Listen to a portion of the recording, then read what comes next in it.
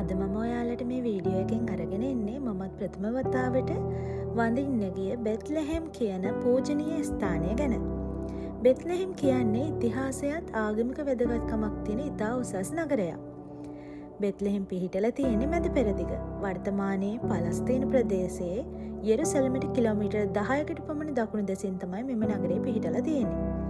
ඉතින් ආගමික වැදගත්කම තමයි ක්‍රිස්තියානි ආගමට අනුව නම් යේසුස් ක්‍රිස්තුස් වහන්සේ උපන් ස්ථානය ලෙස විශ්වාස කරන නිසා බෙත්ලහෙම් අතිශය පූජනීය ස්ථානයක්.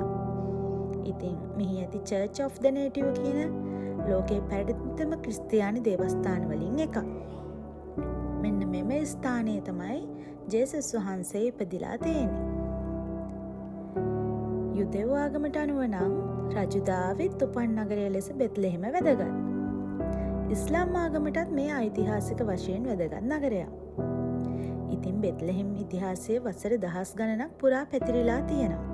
බයිබල් කාලයෙන් ආරම්භව රෝමානු, බයිසන්ටයින්, ඔටෝමාන් යුගයන් හරහා අද දක්වා මෙය විවිධ සංස්කෘතික බලපෑම් ලැබුව නගරයක්. ඉතින් ඒ වගේම විවිධ ආගමික සියලුම දෙනා මෙම ස්ථානයට ඇවිත් වැඳ පුදා ගන්නවා අපිට දකින්නට ලැබුණා. මේ බෙත්ලහෙම් දේවස්ථානය 2012 යුනෙස්කෝ ලෝක උරුමයක් ලෙස නම් කරලා තියෙනවා. තවද මෙහි මිල් ග්‍රොටෝ ඒ කියන්නේ කිරිපල්ලිය. කිරිපල්ලිය පිහිටලා තියෙන්නේ බෙත්ලහෙමේ මේ පල්ලියට ඉතාමත් ආසන්නව.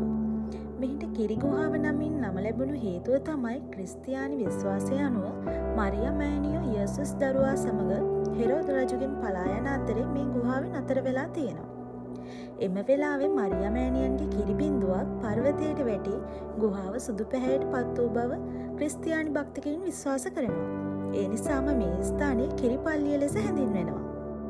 විශේෂයෙන්ම දරුවන් ලබා ගැනීමට ප්‍රාර්ථනා කරන මෙහි පැමිණ ආශිර්වාද ඉල්ලනවා. මව්බව මාතෘත්වය සහ දරුවන්ගේ ආරක්ෂාව වෙනුවෙන් ප්‍රසිද්ධ ස්ථානයක් තමයි මේ කිරිපල්ලිය. මෙම ගුහාවේ සුදු පර්වතයෙන් ලබා ගන්නා කුඩා කිරිගල් කුඩු මිල්ක් පවුඩර් ස්ටෝන්ස් ආශිර්වාදයක් ලෙස ගෙවල් වල තබා ගන්නා විශ්වාසකින් බොහෝ දෙනා සිටිනවා. මේ ඔබ දකින්නේ යේසුස් වහන්සේ උපත ලැබුවා යයි විශ්වාස කරන ගවලෙන. ගවලෙන කියන්නේ දෙවියන් වහන්සේ මනුෂ්‍යයන් අතරට සරලව පැමිණි බව ලෝකයට කියා දෙන පූජනීය සංකේතයක්. ඉතින් බෙත්ලහෙම් වඳින්න යන ඔයාලා හැමෝටම මෙම සියලුම ස්ථාන දැක බලා ගැනීමට හැකියාවක් පුදාගෙන අපි කරන ප්‍රාර්ථනා එල්ලීම් සාක්ෂාත් කරගන්න පුළුවන් කියලා විශ්වාසයක් අපි හැමෝගෙම හිතවල තියෙනවා. මේ වගේ පූජනීය ස්ථානයකට ගියාම හිතට දැනෙන්නේ මාරම සැනසීමක්. ඉතින් ඊශ්‍රායලයේ සේවය කරන අපි සියලුම දෙනා බලාපොරොත්තුවෙන් ඉන්නවා ජෙරුසලම් දේවස්ථානයේ වගේම බෙත්ලහෙම් දේවස්ථානයත් වැඳ පුදා ගන්න. ඉතින් ඒකට අවස්ථාව හිමි වෙනවා කියන්නේ අපි ලබන වාග්යක්.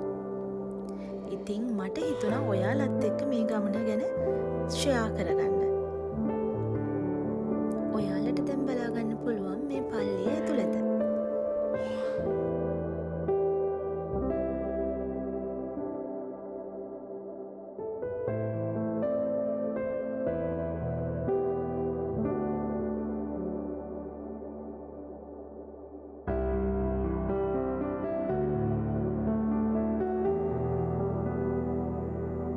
ඔයාලට පේනවනේ මේ විදේශීය කණ්ඩායම් ඇවිත් තියෙනවා බෙත්ලහෙම් මේ පූජනීය ස්ථානයේ වැඳ පුදා ගන්න.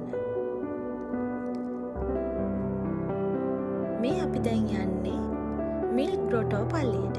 ඒ කියන්නේ කිරි ගුහාවට. මම ඔයාලට ඒ පිළිබඳ විස්තරයක් කලින්ම කිව්වානේ.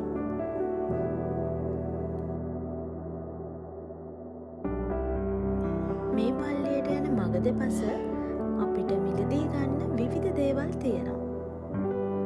ක්‍රිස්තුස් වහන්සේගේ ඡායාරූප, ලේකටයම් හැමදේම.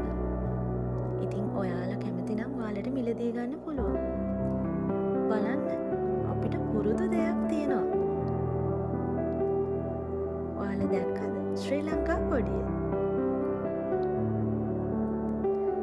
ඒකෙන් සඳහන් කරලා තියෙනවා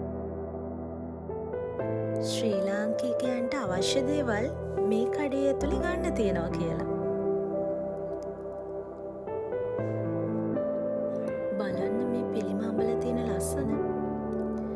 ඉතින් බෙත්ලෙහෙම් ගිය අයට මතක සටහනක් විදිහට මේ වගේ දේවල් මිලදී ගන්න පුළුවන්.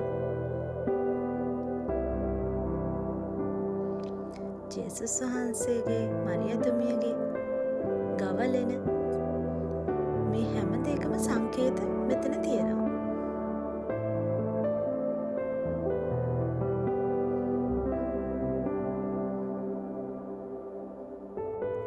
අපි මේ සියලු ස්ථාන වැඳ පුදාගෙන බෙත්ලෙහෙම් නගරය ඇතුළටත් ඇවිදගෙන ගියා. එහිදී ඉතාමත් මිල අඩුවට විවිධ දේවල් මිලදී ගන්න අපිට හැකියාවක් තියෙනවා. ආහාර වර්ග, ඔයාලට අවශ්‍ය රත්තරන්, ඒ හැමදේම මේ බෙත්ලෙහෙම් නගරය තුලත් තියෙනවා.